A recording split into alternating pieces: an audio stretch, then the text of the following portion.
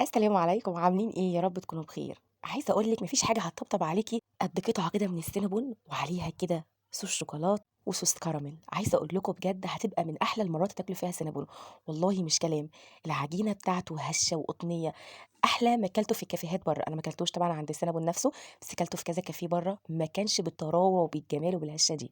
شايفين جوّه عامل إزاي؟ العجينة هشة بطريقة مش طبيعية، قطنية جدًا. هاقول لكم كده على تريكات تعملوها في العجينة وأسرار هتطلّع معاكم أحلى عجينة. لايك بقى حلو للفيديو وشيروه لو عجبكم. تعالوا نشوف بقى مكوناتنا. أول حاجة كده معايا نُص كوباية مَيّة من الحنفية عادية خالص، تمام؟ هانزل بيها كده في البولة، وبعد كده هاخد معلقتين كبار من الدقيق، معلقتين الأكل دول هناخد بيهم معلقتين من الدقيق. الحاجة دي هتخلّي العجينة معاكِ قطنية لأعلى درجة تتخيليها. اعمليها في معجنات كتير جدًا، العيش، البيتزا، بتبقى حلوة أوي. هاقلّبهم كده على البارد لحد ما يدوبوا خالص معايا، وبعد كده هافضّيهم بقى في طاسة وهارفعهم على النار. باقلّبها كده تقليبتين على النار لحد ما هتعمل معايا عجينة كده طرية ملساء بالشكل ده. أهم حاجة ما تخلّيهاش تكتّل منِّك، بالمضرب كده اضربي فيها ما بتاخدش دقيقة على النار وهتلاقيها بقت بالمنظر ده. سيبيها بقى على جنب تبرد خالص. تاني خطوة هنا هنعملها، هاجيب ربع كوباية من المَيّة الدافية، دافية دفيان بسيط مش سخنة علشان الخميرة ما تموتش، وهانزل فيها بمعلقة كبيرة من السكر، ومعلقة كبيرة من الخميرة، أو لو هتحطي أكياس كيس خميرة اللي هو بيبقى 10 جرام، تمام.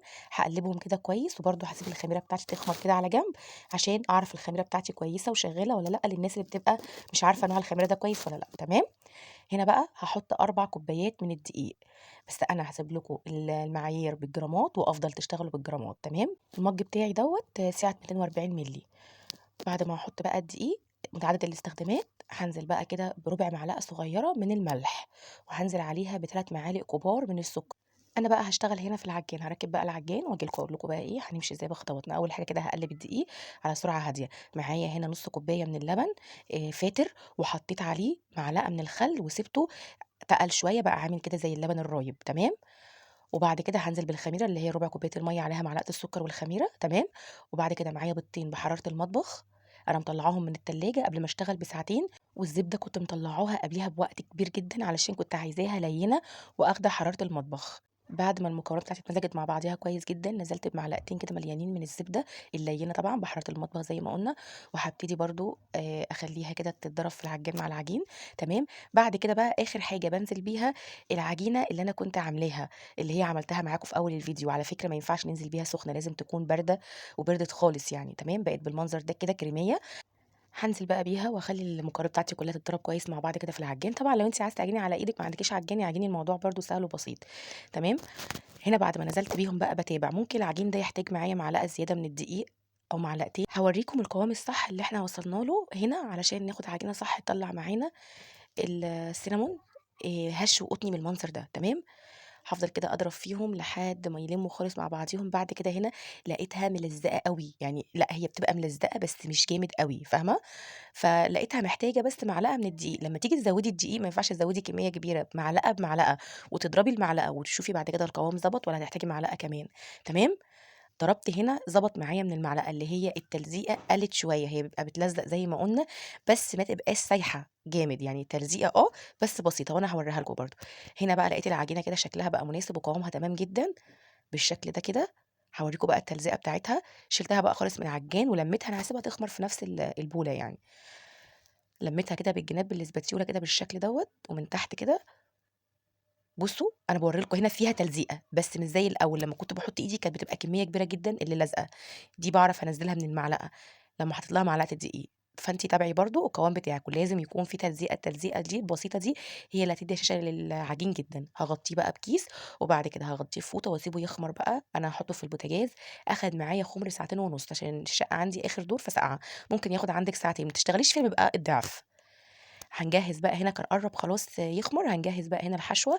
أنا هنا معايا دي كوباية من السكر، ودول معلقتين من الكاكاو الخام. أنا كترت نسبة الكاكاو عشان عندي ابني ما لهوش أوي في القرفة يعني، وحطيت معلقة قرفة فكان طعمها مضبوط، والقرفة ما كانتش باينة وصريحة أوي فيها، يعني كان طعم الكاكاو غالب عليها. أقلبهم كده كويس بقى. العجينة هنا خمرت معايا وارتفعت كده زي ما أنتم شايفين بالشكل ده، ما باشتغلش فيها أمّا ترتفع بالمنظر ده. جيت بقى هنا على الرخامة ورُشّي كمية دقيق كبيرة، كتّري عن الكمية اللي أنا حطيتها دي عشان بتلزق جدًا. أنا جيت هنا في نُص الرخامة مسحت كده بإيدي الدقيق، الحتّة دي لزقت منّي، بس الحمد لله يعني إيه، الدماغ شغّالة فعرفت إن أنا أطلّعها من الرخامة. فكتّري الدقيق لإن هي العجينة بتلزق، عشان تعرفي تلفّيها رول لازم تبقى تحتِك دقيق كويس وتعرفي تفردي عليه، تمام. هانزّل بقى العجين بتاعي كده بالشكل دوّة، وحتى العجين ده هارُش من فوقيه دقيق، لإني عمري ما هاعرف أتحكّم فيه ولا أفرده طول ما هو بالقوام دوّة نهائي، هيفضل يلزق في إيدي ومش هاعرف أعمل فيه حاجة. فخدت كده شوية من الدقيق ورُحت رشّاهم كده فوقيه، تمام. وهابتدي بقى أفرده كده، أنا فردته الأول بإيدي لحد ما ضبّطته، بعد كده جِبت المردانة دي رشّيتها برضه دقيق عشان ما تلزقش فوق العجين، وحاولي بقى تفرديها، بس هي عايزة رخامة واسعة. لو رخامتِك مش كبيرة اقسمي العجين ده على نُصّين، ما تشتغليش فيه كلّه، هيبهدلِك في الفرد جدًا، وهتلاقي بقى نفسِك اتلخمتِ لخمة ما يعلم بها إلا ربنا. يعني أنا الرخامة عندي كبيرة شوية، بس برضه اتعذبت في الفرد بتاعه شوية. فردته بقى بشكل كده اللي هو مستطيل، وبعد كده الزبدة دي لينة تمامًا، هرساها كده بالشوكة وطرية. دول 6 معالق من الزبدة، طلّعتهم من التلاجة قبليها بكذا ساعة، وهرستهم زي ما قُلت لكم بالشوكة وخليتها طرية ولينة جدًا، جدًا. وبعد كده بامسك الزبدة باوزّعها بقى على العجينة بتاعتي، بتاخد زبدة كتير عشان تطلع معاكِ هشة. وهابتدي بقى بالراحة جدًا كده بافردها، أو ممكن تبقي تسيّحيها وتسيبيها تبرد وتعمليها. المهم إن أنا فردت العجينة بتاعتي كلّها بالزبدة، ما فيش حتة في العجينة ما حطيتش فيها زبدة، وكتّري شوية في الزبدة لإن دي مهمة جدًا، تمام. هي اللي هتخلّيها زي ما قُلنا تطلع معاكِ قطنية. بعد كده جبت الخليط بتاعي اللي أنا عملته، اللي هو السكر القرفة والكاكاو الخام، وفردته كده بالمنظر اللي أنتم شايفينه دوّة، وبالراحة خالص كده من غير بس ما أبوّظ العجينة بتاعتي. بنيجي بقى على الطرف كده ونبرم من أولها كده لآخرها، ونفضل ماشيين لحد ما تتبرم معانا جزء كده في الأول. بعد كده بالنُص كده بنحط إيدينا، وبتبتدي العجينة بقى تتلف معانا بكل سهولة. لزقت معايا حتة بالراحة كده، لفيتها برضه، عملتها بالإسباتيولا ولفيتها كده ومشيت معاها لحد ما اتلفت معايا رول بالشكل ده. وزي ما قُلت لكم كتّروا الدقيق عشان ما تتعذبوش. طريقة التقطيع أنا ما قِستش، مشيت عشوائي بصراحة. ممكن تقطّعي بالخيط، ممكن بسكينة بس تكون حامية يعني، وممكن بالقطّاعة اللي أنا باقطّع بيها ديّة. أنا ما كنتش فارقة معايا القطعة تطلع متساوية أوي يعني، مش ماشية بمسطرة، ده للبيت تمام. لكن أنتم لو بتطلّعوا طبعًا أوردرات لازم بقى هتمشوا إيه، بالحاجة متساوية بالشعر أوي. قطّعتها كده بالشكل ده وأكدت على التقطيعة. جبت الصاج بتاعي دهنته كده معلقة من الزبدة حتى في الجوانب، لازم تدهنيه طبعًا لإنه هيفرش في الصاج لمّا هيخمر، هيفرش جدًا. يعني أنتم دلوقتي هتشوفوا مسافات كبيرة، المسافات دي هتختفي تمامًا من كتر ما هو هيخمر، لإن إحنا لسه هنخمّره مرّة كمان، فهيفرش معانا جدًا، تمام.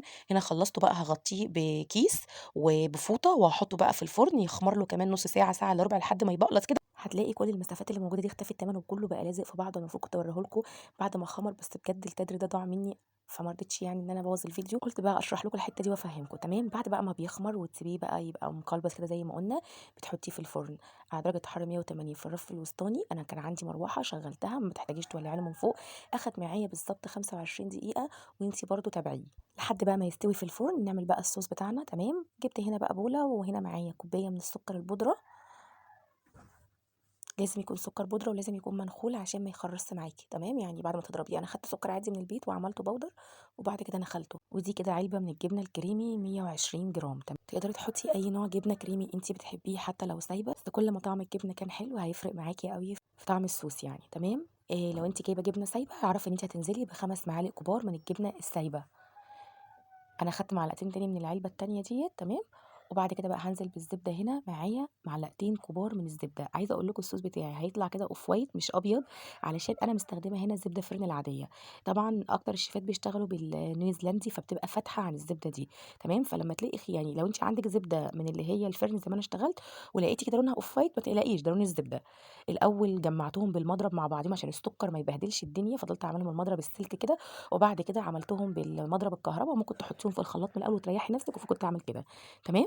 كده الصوص بقى جاهز معانا، ما فيهوش أي تخريزة ولا أي حاجة. السينامون طالع معانا أهوّة من الفرن، شايفيه مبقلص وعامل إزاي، والتسوية بتاعته ما احتاجتش خالص إن أنا أولّع لها الشواية زي ما قُلت لكم. وهو سخن كده انزلي بقى بالصوص اللي أنتِ عملتيه ده علشان يسيح ما بينه كده ويخش بقى على السينامون نفسه ويشربوه، هيبقى طعمه حلو جدًا وتحفة. لازم تعمليه وهو سخن. وزّعي كده على كل واحدة ومن الجوانب ومن كل حتة بالشكل ده. بعد ما توزعي عليه بقى صوص الجبنه كده، تاخدي لِك قطعه كده حلوه كده في طبق وترشي عليها شويه صوص شوكولاته لو حابه وصوص كراميل، وذوقي الجمال والابداع بجد تحفه. وزي ما وريته لكم في اول الفيديو عجينه هشه بطريقه مش طبيعيه.